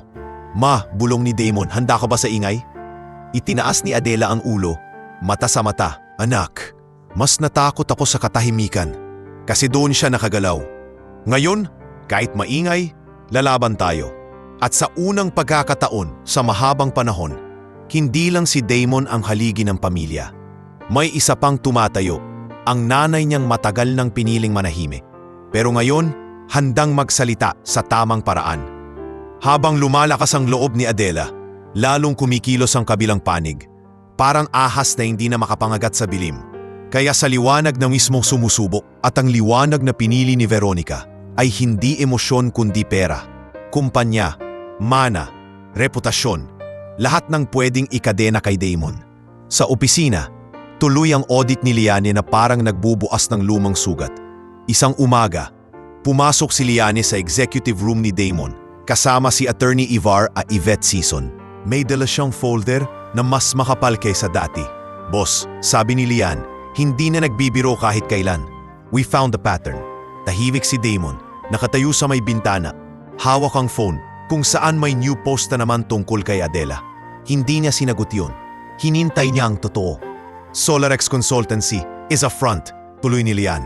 May chain ng accounts na dadaan sa SolarX, tapos mapupunta sa personal account na may alias. At yung alias, tied kay Gio. Umupo si Ivar, binuklat ang folder. And there's more. May draft memo na sinusubukang ipasa sa board. Anong memo? Tanong ni Damon. Tumalikod mula sa bintana. Emergency governance. Sagot ni Ivar. Ang angle, dahil may family instability, kailangan daw ng interim oversight committee. Kapag pumasa ito, pwede kang mawalan ng unilateral control. Napangiti si Yvette ng pilit, yung ngiting stress. 2 investors already received the pitch. Not major, but they're testing waters. Dumilim ang mata ni Damon. Sino ang nagpipitch? Hindi pa direct na pangalan, sagot ni Yvette. Pero the language is Veronica style. Stability optics, brand risk, family liability. Tumango si Damon, mabigat. Okay, we do 2 things, legal offense and corporate defense. Ivar, prepare counter memo. Liane, finalize the audit trail. Yvette, schedule calls with major investors, private, no gossip. Opo, sabay-sabay nilang sagot habang abala sila sa kumpanya sa kabilang dulo ng lungsod. Nasa isang high-end lounge si Veronica kasama si Gio. Hindi ito nakita ni Damon pero naramdaman niya ang epekto. Biglang dumami ang tawag, biglang dumami ang concern, biglang dumami ang tanong ng mga taong dati hindi nakikialam. Kuya, tawag ni Damon kay Nardo sa phone habang naglalakad sa clinic hallway. May nakita ka ba sa labas? May nagmamanman? Meron po sir, sagot ni Nardo. Mababa. Isang motor, paikot-ikot. Hindi ko kilala, pero hindi ko tinatanpanan. Double the security, sagot ni Damon. At ipaalam kay Engineer Paulo. Sa clinic, nagbago na ang setup. May ID checks na. May restricted visitor list. Si Nurse Althea, mas alerto. Si Cora, mas maingat sa schedule ni Adela. At si Adela mismo, hindi na basta nakaupo. Nagpapalakas siya, naglalakad-lakad, at patuloy sa pagsusulat ng timeline sa notebook. Isang gabi, pumasok si Damon sa kwarto ni Adela na may dalang printouts. Ma, sabi niya, may pinapakalat na memo sa board. Gusto nilang gawing dahilan ang instability mo para kontrolin ako. Tumingin si Adela sa papel, dahan-dahang binasa. Tahimik siya sa una, tapos biglang tumawa. Hindi masaya, kundi mapait. Instability? Ulit niya. Ako pa ang unstable? Ako yung tinapang bibig at tinali sa upuan. Ma, nagsimulang magsalita si Damon, pero pinigilan siya ni Adela sa isang galaw ng kamay. Anak, sabi ni Adela, kalmado, nasanay akong tumahimik para hindi lumaki ang problema. Pero ngayon, ginagamit nila ang katahimikan ko bilang ebidensya na wala akong laban. Hindi na pwede. Kinabukasan, dumating si Ate Maribel at P. Sergeant Kian sa klinik na may bagong impormasyon. Si Kian, hawak ang folder, mas seryoso kaysa dati. Mr. Ataras, sabi ni Kian, we traced the known fixer, Ramon Calderon. May previous reports siya, pero laging nadudulas, laging nakakalusot. With face screenshots, may opening tayo. Anong kailangan mo? Tanong ni Damon. Controlled operasyon, sagot ni Kian. Kailangan natin ng pagkakataon na mahuli siya sa act o kahit malink sa active solicitation ng forged signatures. Pero delikado to. Sumingit si Maribel, maingat. Damon, we can set a legal trap, not a physical one. A sting that's documented. But you need to keep your emotions in check. Tumango si Damon. Kung kailangan ng bait, I'll be the bait.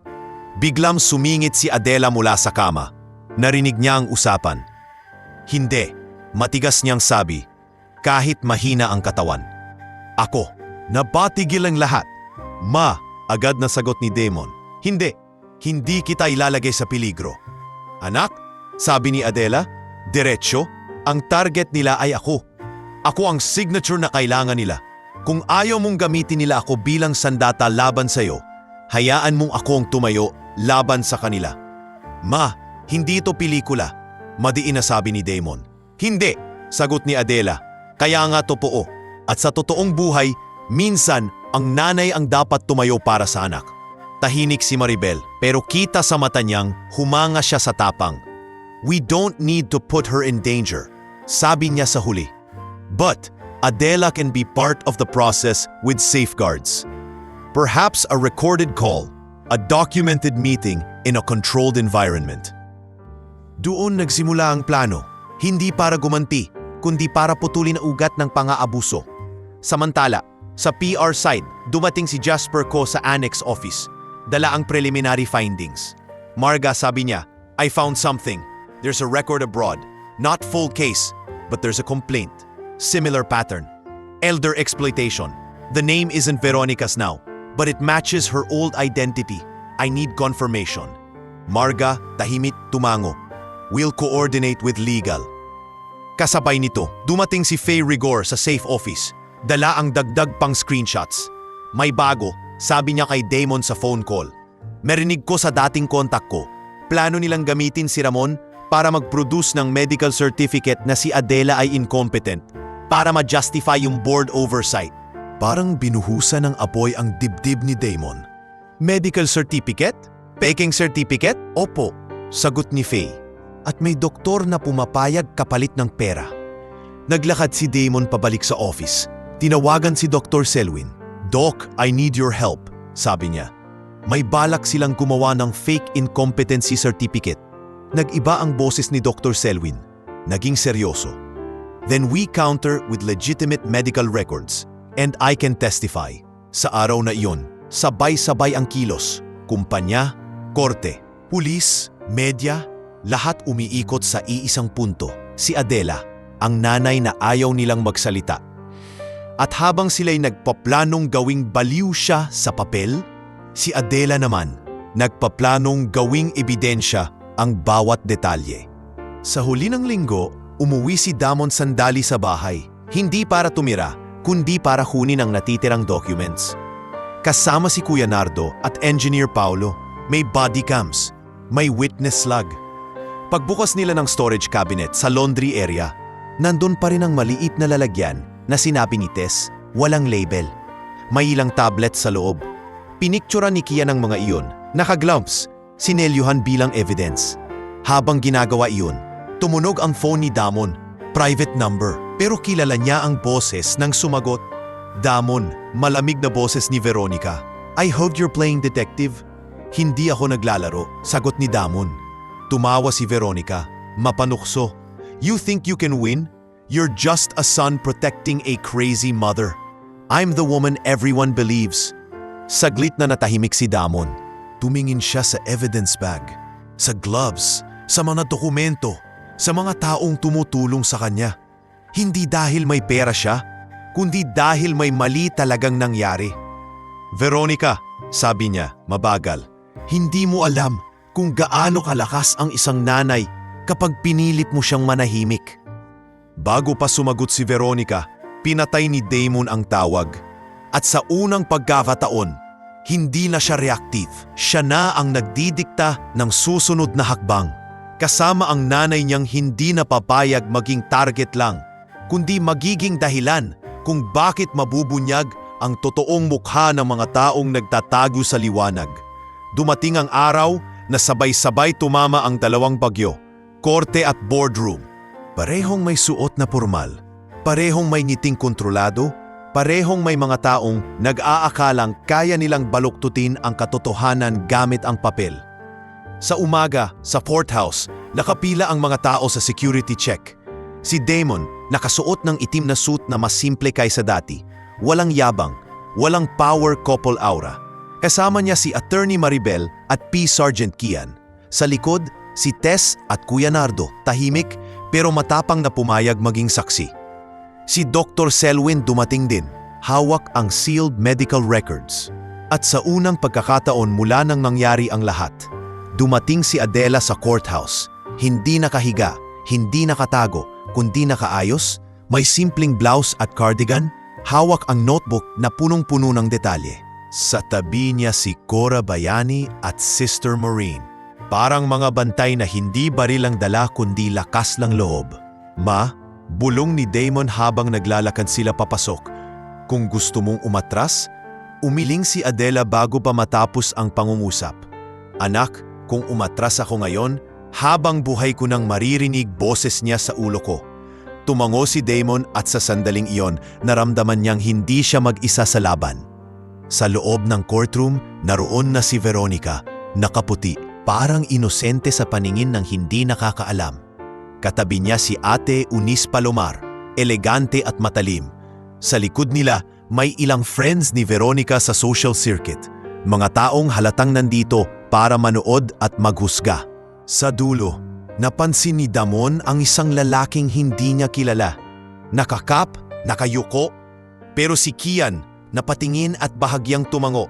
Posibleng kontak ni Ramon Calderon. Proceed, utos ni Judge Sabino. Malamig ang boses. Unang nagsalita si Attorney Maribel. Your Honor, today we present not only allegations but corroboration, medical findings, witness statements, and a documented pattern of coercion. Tumayo si Attorney Eunice. Your Honor, my client maintains she was acting out of concern. The mother. Bago pa makapagsalita ng tuloy-tuloy, nagsalita si Judge Sabino. Matigas. Counsel, enough with insinuations. Present evidence. Doon nagsimula ang pag-ikot ng mundo sa ebidensiya, hindi sa drama. Tinawag si Dr. Selwyn. Inilahad niya ang findings. Sedative traces not prescribed, stress indicators, at medical notes na consistent sa psychological coercion. Sinelyuhan ang records. Pinakita ang chain of custody. Walang palakasan, walang pakyut, puro facts. Sumunod si Tess. Nanginginig ang kamay pero tumayo siya. Matagal na po akong kasambahay. Nakita ko po kung paano po naging iba si Ma'am Adela simula nung. Hindi niya binanggit ang Ma'am Veronica nang diretso agad. Pero huminga siya. Simula nung si Miss Solares ang nag-aayos ng gamot at papeles. Objection! Biglang sigaw ni Auntie Eunice.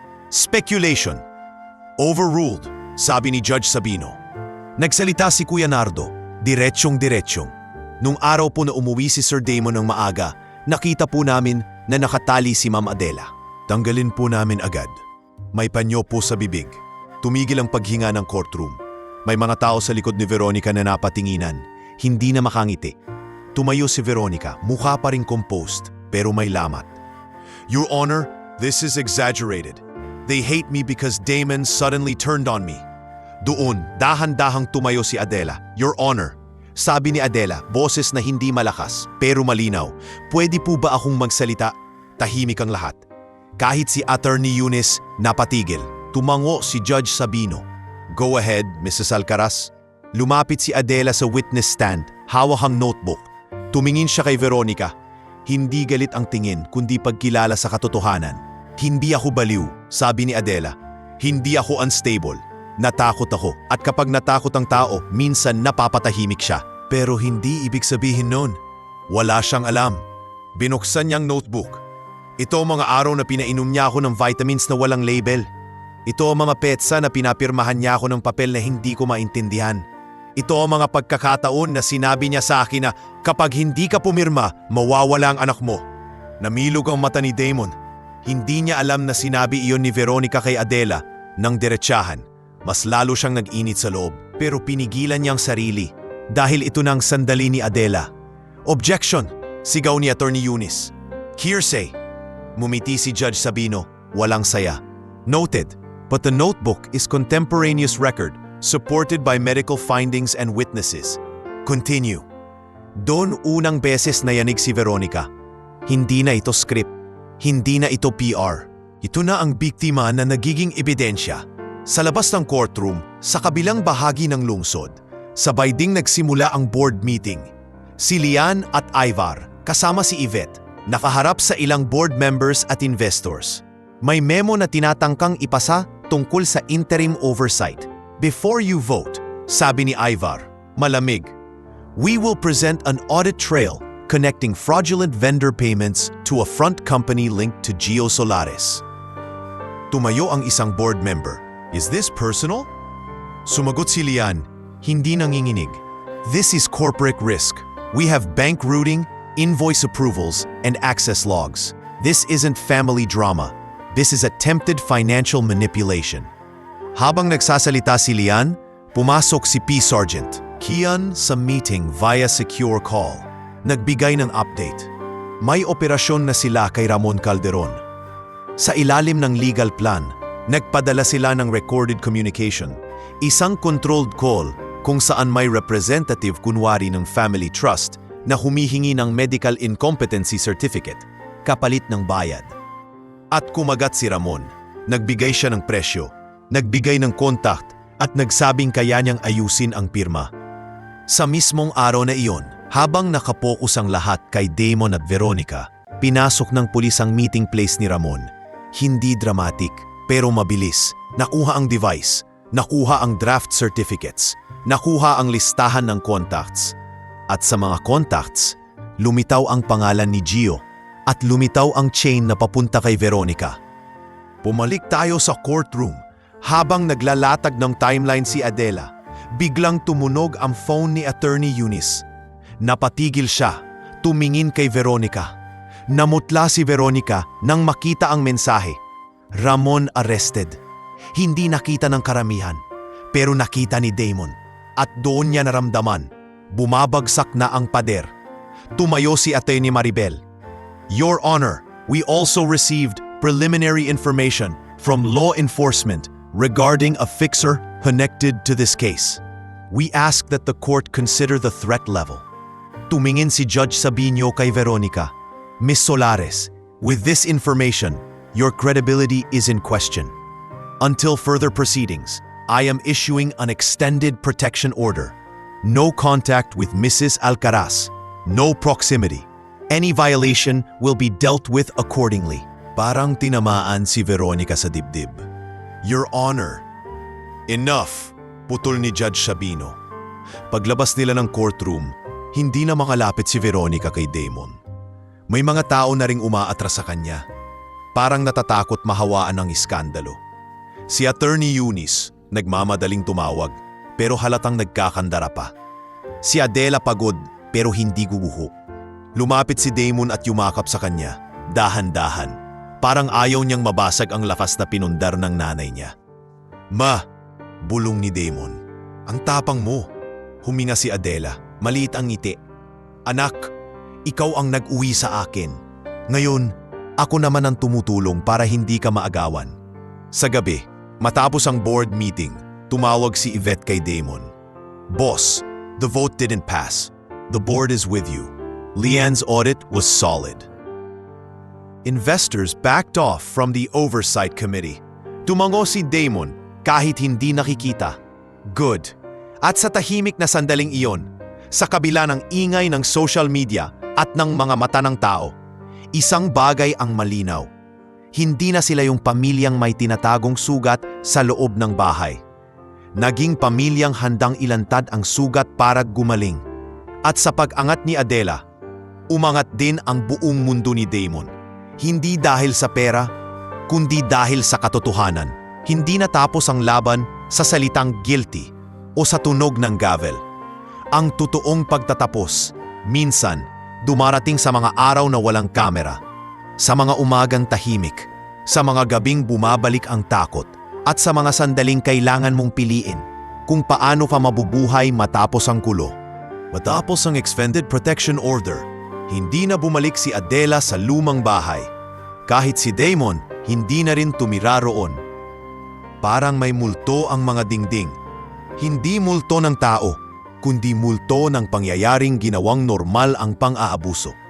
Sa halip, lumipat sila sa isang mas maliit na townhouse na pinili ni Damon kasama si Engineer Paulo. Secured, may bagong CCTV system, may access protocols, at higit sa lahat, may pakiramdam na hindi ito set para sa image, kundi tahanan para sa paghilom. Unang araw nila roon, Naglatag si Tess ng simpleng hapunan, tinola, kanin at prutas. Wala yung formal na dining setup na gustong-gusto ni Veronica. Walang crystal glasses, walang theme. Pero sa mesa, may bagay na matagal nang hindi naramdaman ni Damon. Kapayapaan. Sir, maingat na sabi ni Tess habang naglalagay ng sabaw. Pasensya na po kung natakot ako noon. Tumingin si Damon sa kanya, pagod pero malambot. Hindi ikaw ang may kasalanan, pero salamat dahil nandyan ka nung kailangan namin. Umiyak si Tess, mabilis po na sa mata. Si Ma'am Adela po kasi, parang nanay ko na rin. Ngumiti si Adela kahit may bigat pa rin sa puso.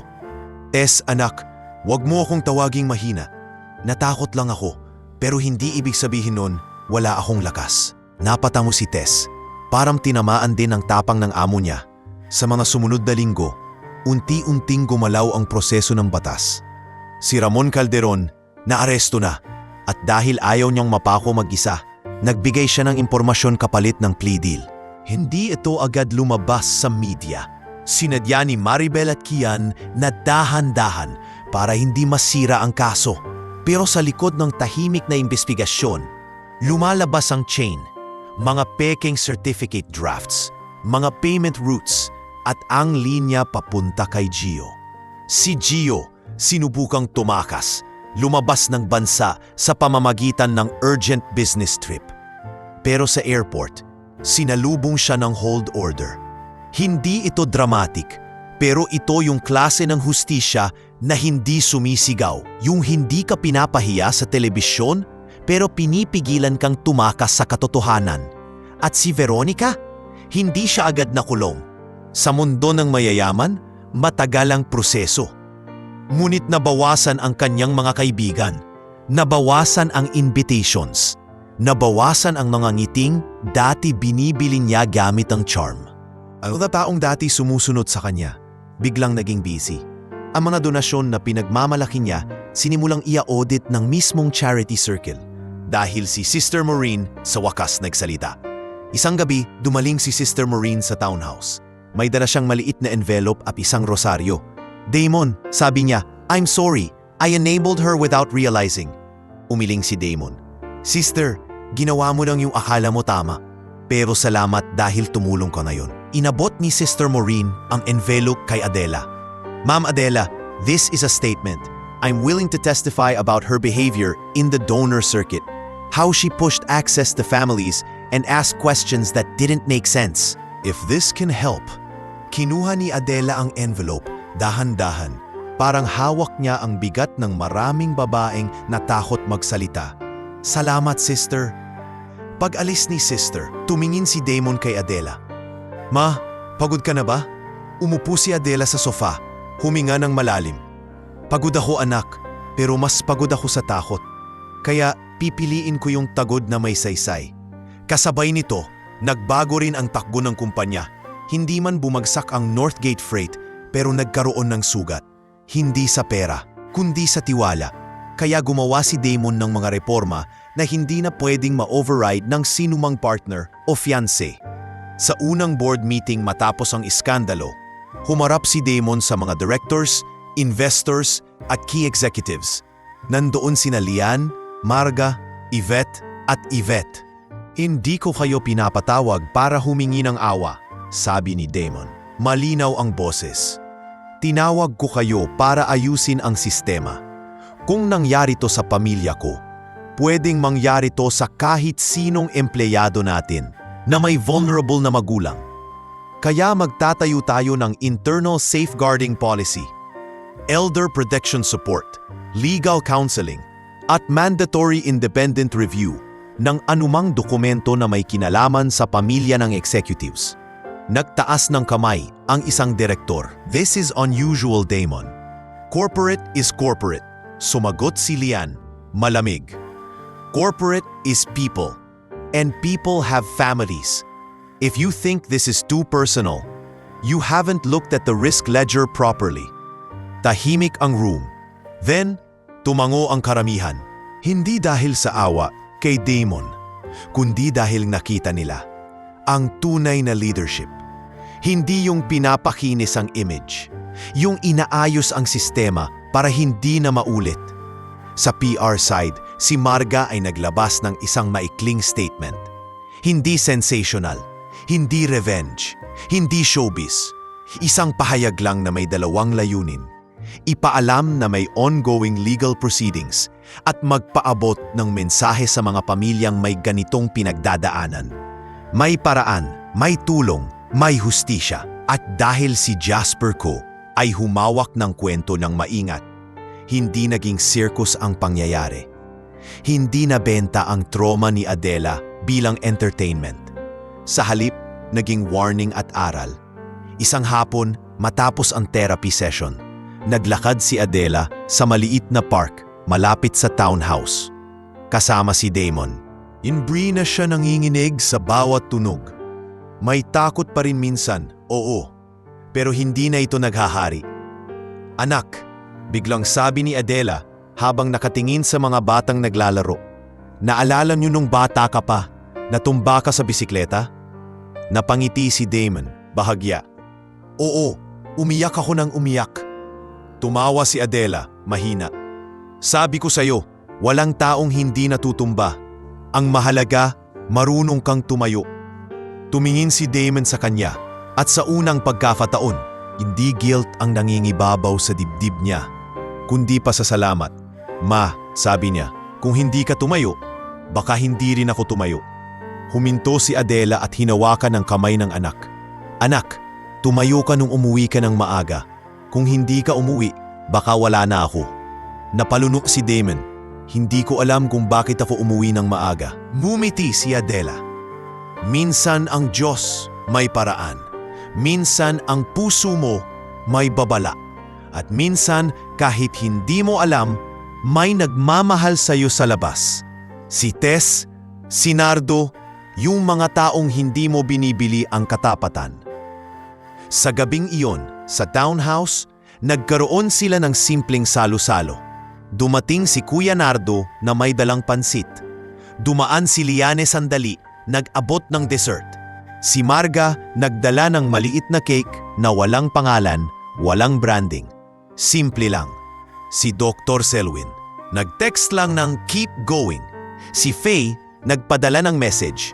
Salamat po, dahil sa inyo, natigil na ako sa takot. At habang kumakain sila, napansin ni Damon ang isang bagay. Hindi na umiikot ang buhay niya sa pagprotekta ng image. Umiikot na ito sa pagprotekta ng tao. Bago matulog, lumapit si Damon sa kwarto ni Adela. Nasa mesa niya ang notebook. Ngayon, hindi na puro trauma ang laman, kundi mga plano, mga gusto niyang itanim sa maliit na garden, mga lugar na gusto niyang puntahan, mga recipe na gusto niyang subukan. Ma, bulong ni Damon sa pinto. Salamat. Tumingin si Adela, ngumiti. Anak, magpahinga ka na. Huminga si Damon ng malalim. Sa labas, may mundo pa ring maingay. May kaso pang tatakbo. May mga taong maghuhusga. Pero sa loob ng bahay na bago nilang tahanan, may isang bagay na hindi na kayang kunin ng kahit sinong Veronica. Ang katahimikang ligtas. At sa wakas, sa unang pagkakataon matapos ang lahat, nakatulong si Damon nang hindi nakaabang sa tunog ng notification, kundi sa tunog ng bahay na humihinga ng malaya.